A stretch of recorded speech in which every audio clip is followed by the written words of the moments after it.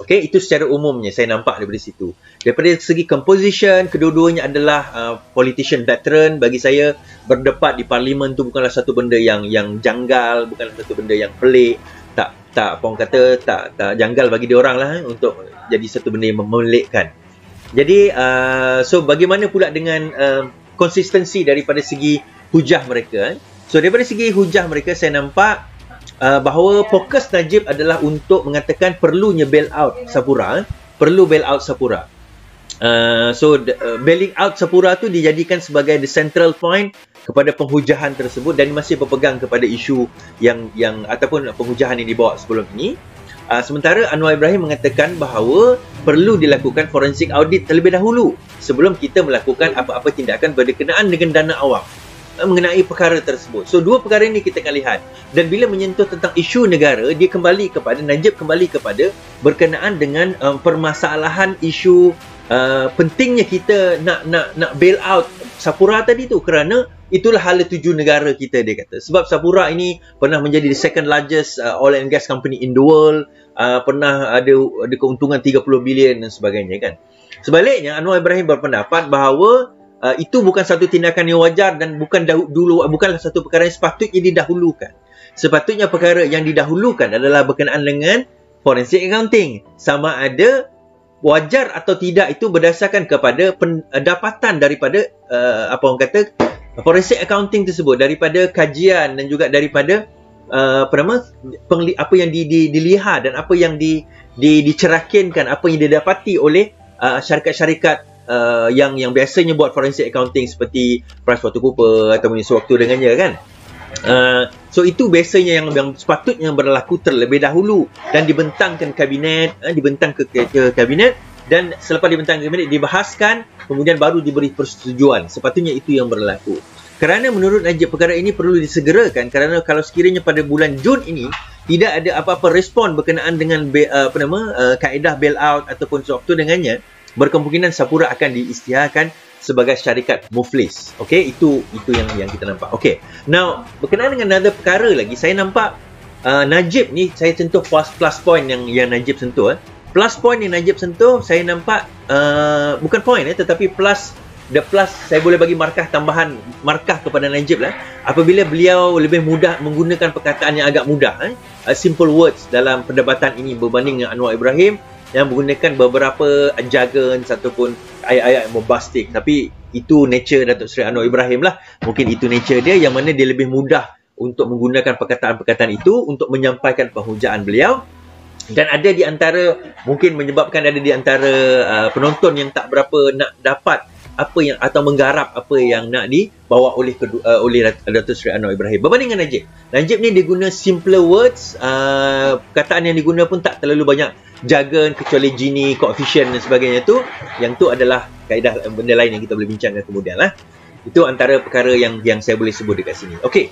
Now, kita tengok secara umumnya apa yang berlaku, apa yang dimaksudkan oleh kedua-dua penghujah ini, apa yang cuba disampaikan oleh kedua-dua penghujah ini, dan apa conclusion ataupun kesimpulan yang kita boleh dapatkan daripada situ. Sebelum itu, saya bertanyakan tadi berapa, adakah hujah siapa yang meyakinkan anda? 815 orang di Facebook atau 95% mengatakan Anwar Ibrahim lebih meyakinkan dia. Sementara itu daripada 654 votes, 92% yakin bahawa hujah Anwar Ibrahim itu lebih meyakinkan beliau, terutama dalam menyentuh isu yang dibawa ini. Tolong vote, tolong vote. Kalau anda belum vote, tolong vote. Kalau ada timbul dekat situ, tolong vote, tolong like, tolong subscribe. Okey. Now, saya teruskan lagi tentang apa yang disebutkan oleh kedua-duanya.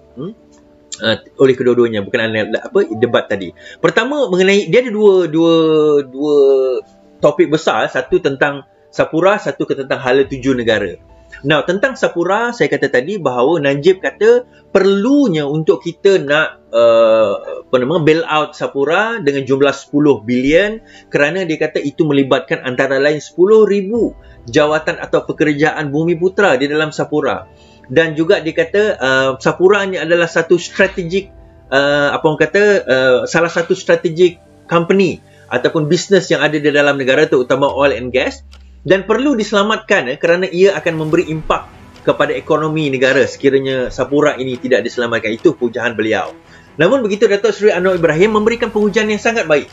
Yang pertama dia kata, sebelum kita bercakap tentang apa-apa bailout, sepatutnya kita kena bercakap tentang isu, iaitu isu adakah terdapat penyelewengan sehingga menyebabkan syarikat itu jatuh. Kalau tak penyelewengan itu, bukan penyelewengan, tetapi ada sesuatu ada sesuatu berlaku menyebabkan syarikat itu berada dalam keadaan yang teruk.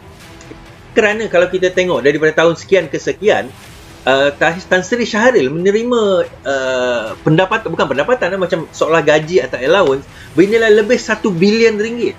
Jadi kalau itu menjadi penghujahan pendapatan yang dia dapati, bagaimana masa dia untung, dia tak pun contribute kepada negara, tetapi bila nak rugi, tiba-tiba kita nak kena bail out dia. Dia umpama, kalau saya bagi contoh lah kan, kita ada kedai runcit di kampung. Di sebuah kampung ni kita ada kedai runcit.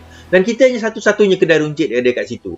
So kita pun buatlah berniaga, kita untung. Bila kita untung, kita buat rumah kita baru, kita buat kereta kita baru, kita buat kita beli kereta baru, kita beli kereta baru, kita renovate rumah kita tambah lagi tanah kita ambil keuntungan diri kita.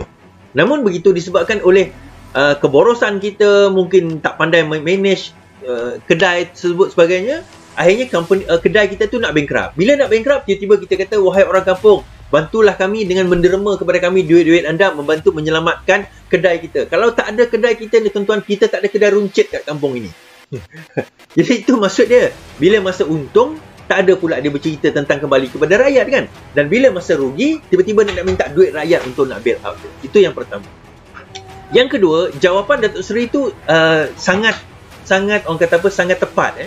Dia kata, kalau kita bercerita tentang bail out, Najib mengatakan, PH pun bail out PH bail out Sapura tahun 2019 dengan injek 2.5 bilion ke dalam Sapura. Dia kata, bukankah itu satu bail out? Hujah itu sendiri sebenarnya telah memakan diri Najib. Anwar kata apa? You see, bail out tu tak berkesan, bail out tu tak berjaya. Kalau 2.5 bilion atau whatever bilion, 2 bilion lebih itu diinjek tahun 2019 tidak berjaya, apa jaminan injek 10 bilion itu akan berjaya? Dia bukan isu dia, walaupun saya tak setuju dengan bailout tersebut, tetapi itu membuktikan, menjadi hujah bahawa bailout tak berjaya. Jadi kalau 2019 dah bailout dan tak berjaya, kenapa kita nak kena bailout sekali lagi? Sebab Najib berhujah bahawa ada bailout di Amerika dan sebagainya berlaku dan untung sebagainya, maka sepatutnya kita kena buat perkara yang sama. Dia kata tersebut. Okey, perkara tersebut.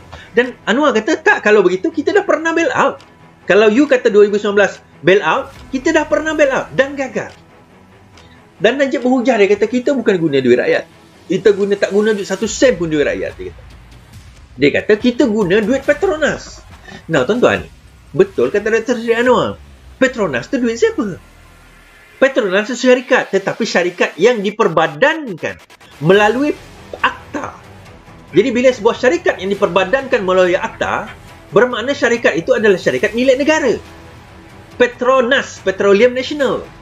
Dan aktanya adalah Petroleum Development Act 1974. Akta Pembangunan Petroleum 1974. Di mana Section 6, kalau tak silap saya, specifically menyatakan bahawa any exploration yang melibatkan lebih 3 nautical mile mestilah melalui Petronas. Satu akta yang diperbadankan, maksudnya sebuah syarikat yang diperbadankan melalui akta yang spesifik.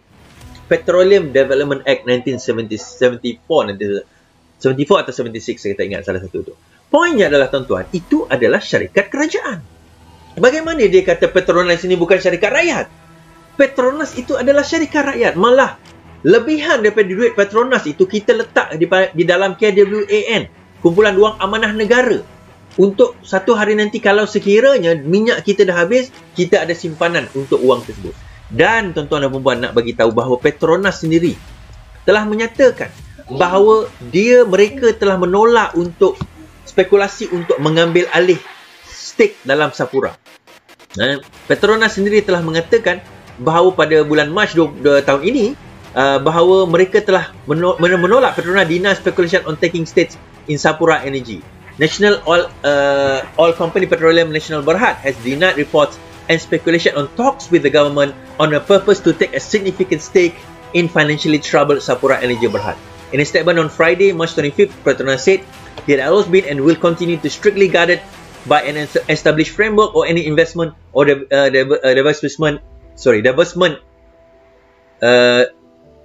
consideration. Petronas wishes to emphasize it remains committed to working closely together with oil and gas services and equipment players, leveraging their expertise and capabilities as activities increase with industry recovering from the impact of COVID-19 its stresses. Sebab persoalan yang dibawa oleh Rafizi tempoh hari sebenarnya adalah berkenaan dengan kenapa perlu kita nak bail out company yang menghadapi masalah disebabkan oleh mismanagement dirinya sendiri.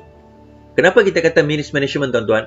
Sekarang ni harga minyak naik lebih dari $100 per barrel. Bagaimana sebuah syarikat yang mempunyai yang sekarang ini yang bermain dengan market lebih daripada $100 per barrel boleh rugi? Itu persoalan yang kita kena timbulkan.